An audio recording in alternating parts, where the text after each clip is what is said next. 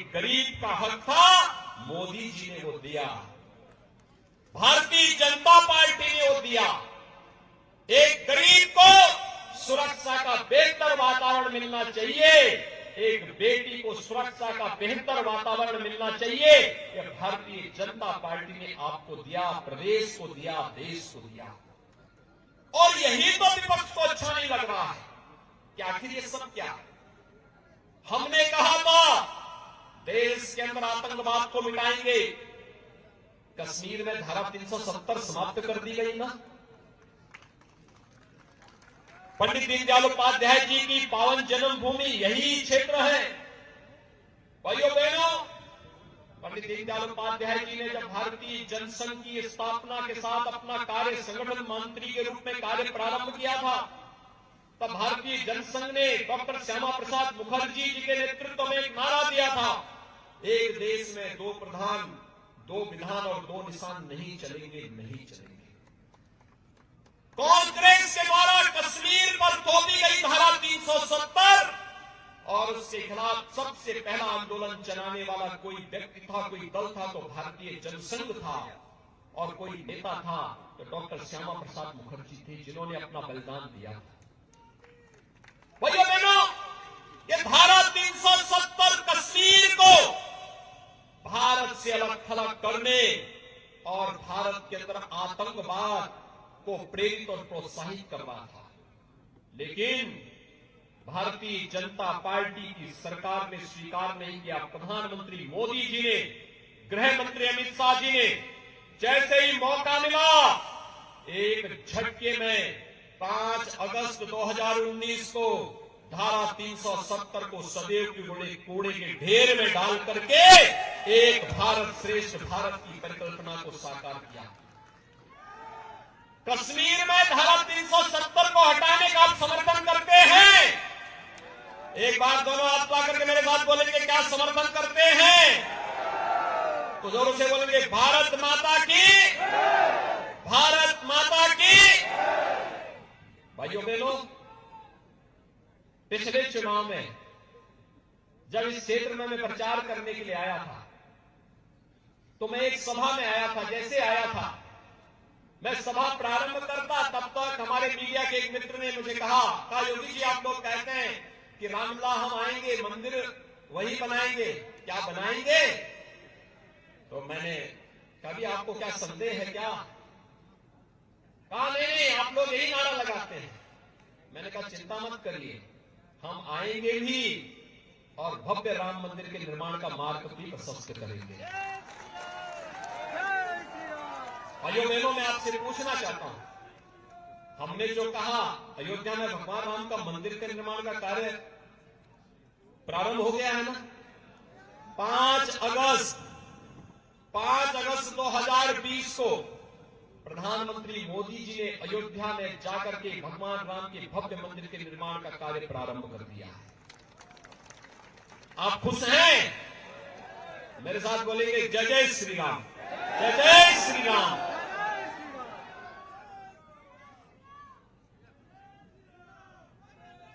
आप सोचिए, आज से 5000 वर्ष पहले इसी मथुरा में कंस के अत्याचार और अन्याय के खिलाफ जब भगवान आए थे, उससे पहले योग माया यहां से विंध्यवासिनी धाम में चली गई थी ना। योग माया का मंदिर है ना, देख लिया है ना, बहुत ध्यान से देखे हो ना, दर्शन किए हो ना। और योग माया का मंदिर मां विंध्यवासिनी धाम के रूप में है। मां विंध्यवासिनी धाम का मंदिर संकरी गलियों से होते जाता था। आज वहां पर भव्य धाम बन रहा है मां विंध्यवासिनी का। मिर्जापुर में आप कभी जाकर के देखेंगे, भव्य धाम बन रहा है, बहुत भव्य धाम बन रहा है। मां विंध्यवासिनी की, योग माया की। भाइयों बहनों, यही नहीं, आपने भी 13 दिसंबर को देखा होगा। 13 दिसंबर का कार्यक्रम याद है ना? काशी में काशी में पहले अयोध्या भी और मथुरा भी और काशी का नाम लेने से विपक्ष के लोग डरते थे, जाने में भी डरते थे। अब तो सब बोल रहे हैं कि हम भी चाहते थे ये करना, क्योंकि उन्हें मालूम है आपकी ताकत। और नहीं तो पहले एक होड़ लगी रहती थी टोपी पहनने की। पहले अयोध्या, मथुरा और काशी में कोई जाने की हिम्मत नहीं करता था।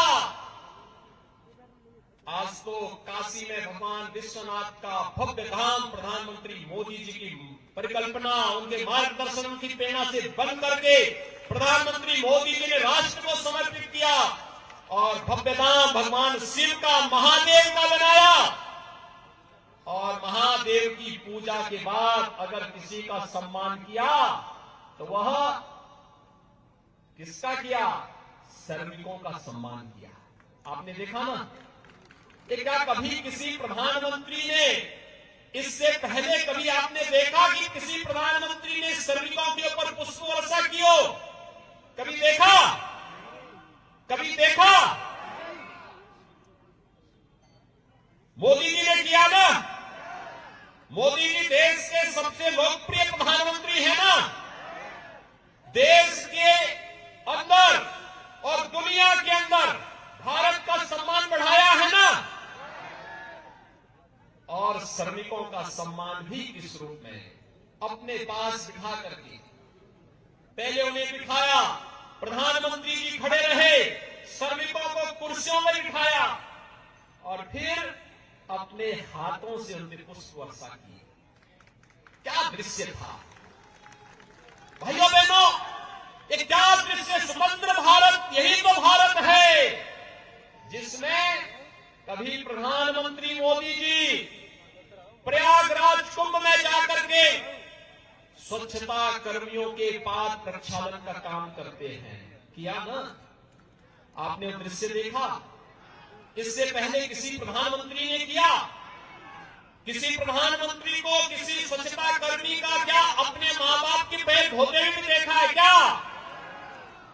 लेकिन प्रधानमंत्री मोदी जी ने तो वो कर दिया, स्वच्छता कर्मी उनका पाद प्रक्षालन कर रहे हैं, सम्मान दे रहे हैं, श्रमिकों को सम्मान दे रहे हैं। किसान सम्मान निधि पहले भी दी जा सकती थी ना। किसी ने दिया? किसने दिया? मोदी जी ने। किसने दिया? भाइयों बहनों, काशी विश्वनाथ धाम हम सब अपना सौभाग्य मानते हैं कि इन सब कार्यक्रमों के साथ जनता के आशीर्वाद से हम सबको जुड़ने का अवसर प्राप्त हुआ और आनंद और अंतःकरण से आनंद की अनुभूति और ज्यादा होती है जब भगवान शिव के साथ श्रमिकों का सम्मान भी प्रधानमंत्री जी के हाथों से हम लोगों ने वहां पर देखा था। यह अद्भुत क्षण था और उस अद्भुत क्षण का साक्षी पूरा देश और पूरी दुनिया बनी। मेरे साथ बोलेंगे, हर हर महादेव। भैया बहनों, ये है नया भारत और इस नए भारत के साथ आपको जोड़ने के लिए ही, इस नए भारत के साथ जोड़ने के लिए ही उत्तर प्रदेश ने आज अंगड़ाई ली है। ये उत्तर प्रदेश अपने धाम का निर्माण भी करेगा और माफिया और गरीब और व्यापारियों की संपत्ति पर कब्जा करने वाले माफियाओं के सिर के ऊपर बुलडोजर चलाने का काम भी करेगा। यही तो उत्तर प्रदेश है। परित्राणाय साधूनां विनाशाय च दुष्कृताम्। यही तो धरती है, यही प्रेरणा की धरती है। ये प्रेरणा देती है सात्विक पुरुषों को, साधु पुरुषों को, सज्जन पुरुषों को, गरीबों को, किसानों को, नौजवानों को, महिलाओं को सम्मान देने का। लेकिन आतंकवादियों को, आतंकवादियों को, अपराधियों को, माफियाओं को और उनके संरक्षणदाताओं को उसी ही कठोरता के साथ उसका मुकाबला करने की तैयारी करने की भी प्रेरणा देता है। और मुझे लगता है हमारी पार्टी ने इसीलिए बड़े सोच समझ करके आज मुझे वृंदावन भेज दिया कि जन विश्वास यात्रा का शुभारंभ मैं मथुरा वृंदावन की धरती से ही करूं। और भाइयों बहनों, आज मैं यहां पर आया हूं आपसे कहने के लिए, हम लोगों ने जो कहा था, विश्वास जो कहा वो करके दिखाया। हमने भेदभाव किसी के साथ नहीं किया, विकास सबका। जब श्रीकांत जी ने विद्युत के कनेक्शन देने प्रारंभ किए थे, क्या किसी की जाति पूछी थी? सबको दिया, विकास सबका। जब चौधरी लक्ष्मी नारायण जी के माध्यम से किसानों की उपज को क्रय करने की बात हुई, तो क्या किसी की जाति और चेहरा देख करके प्रारंभ हुआ था क्या?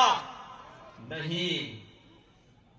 तब सबका साथ, सबके विकास का, विकास सबका, लेकिन तुष्टीकरण किसी का नहीं। नारा क्या था?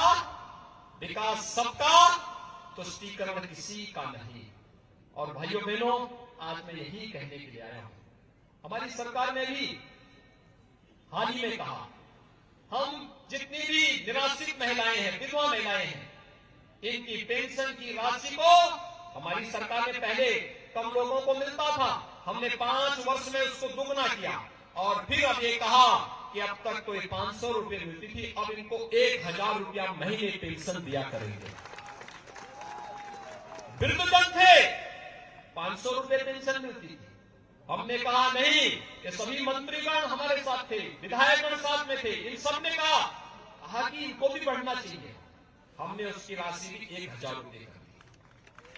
हमने ये भी कहा, जितने भी स्ट्रीट वेंडर हैं, फुटपाथ में विक्रेता हैं, पटरी, रेहड़ी, ठेला, खोमचा, कुली, मनरेगा मजदूर, कुली, पल्लेदार, रिक्शा चालक, ये जितने होंगे, इन सबको फ्री में राशन के साथ साथ अगले 4 महीने तक 500-500 रुपए के भरण पोषण भत्ता की व्यवस्था भी इनके लिए कर दी है। कोरोना की तीसरी लहर को रोकने के लिए सब तैयारी के साथ सरकार का मदद करेंगे।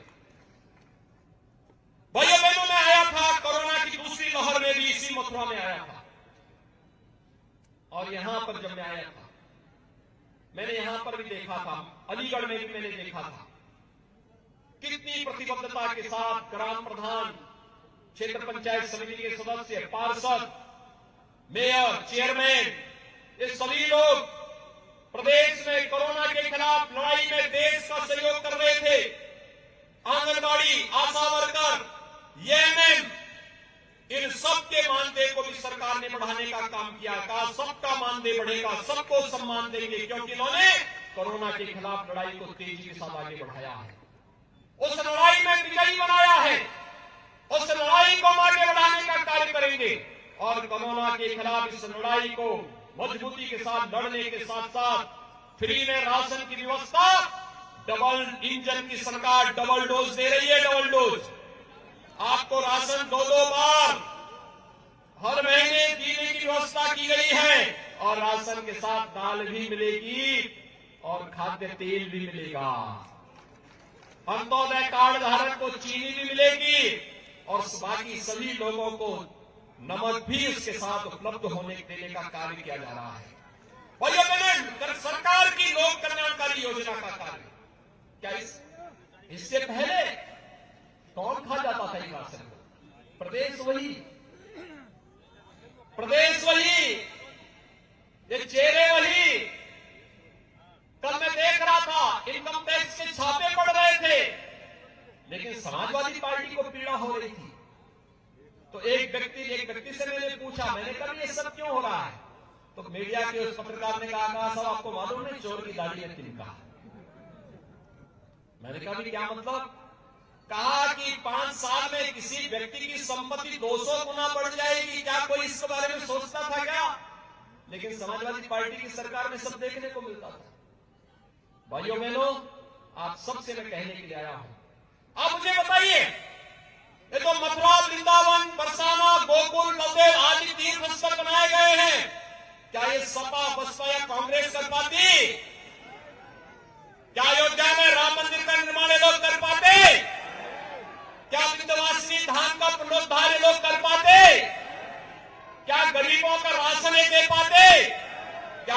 के खिलाफ लड़ाई ये लोग लड़ पाते? क्या पेशेवर अपराधी और माफियाओं के खिलाफ लड़ाई ये लोग लड़ पाते? जब ये लोग किसी लायक नहीं है तो इन लोगों को क्या सत्ता में वोट देना चाहिए क्या? दोनों हाथ ला करके बोलेंगे, इशारा करेंगे, क्या देना चाहिए? आप भारतीय जनता पार्टी की जन विश्वास यात्रा के साथ साथ प्रधानमंत्री मोदी जी के नेतृत्व में चल रही इस लड़ाई में आप भी अग्रणी भूमिका के योद्धा के रूप में इस लड़ाई में मैदान में आएंगे हमारे साथ? क्या तैयार हैं? मजबूती के साथ दोनों हाथ पा करके मेरे साथ बोलेंगे, भारत माता की, भारत